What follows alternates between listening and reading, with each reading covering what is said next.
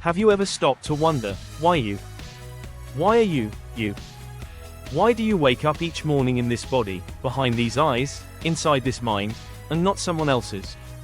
Why were you born in this place, to these people, in this moment in history, and not as someone, or something, completely different? Why this version of life, and not another?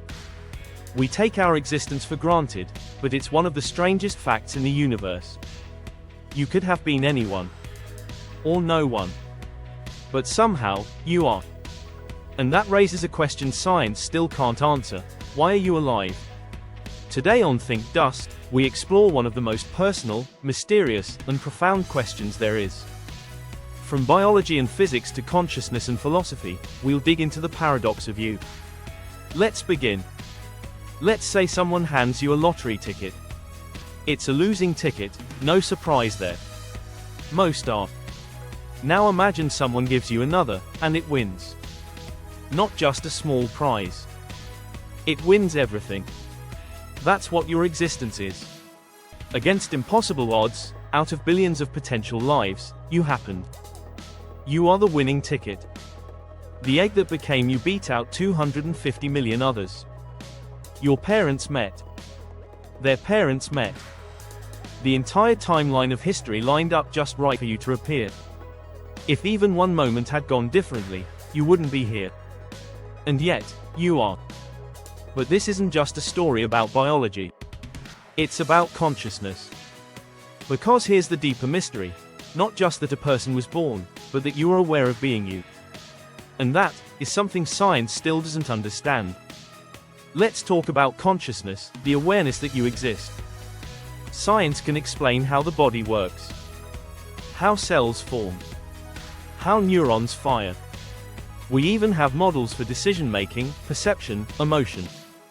But there's one thing we still can't explain: why any of it feels like something. Why does anything need to be experienced? A rock exists, but it doesn't feel like a rock. A computer runs code, but it doesn't feel anything. But you feel pain, joy, love, fear, the color red, the smell of coffee, the sound of your own name.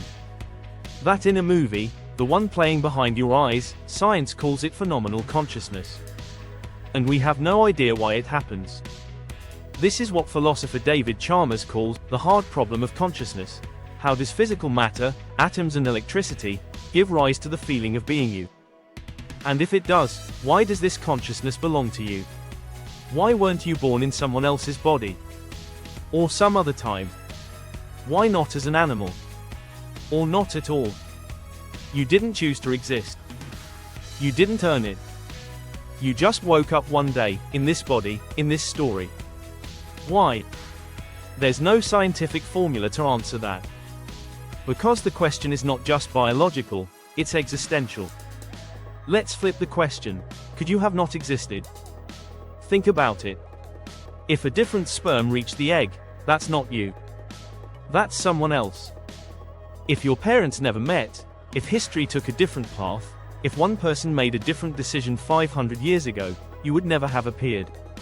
And yet, here you are. In a universe where time and space are almost infinite, where randomness rules, where most possibilities never happen, you happen. Some say it's chance. A cosmic roll of the dice. Others say it's fate. Or design. Or necessity. Science gives us probabilities.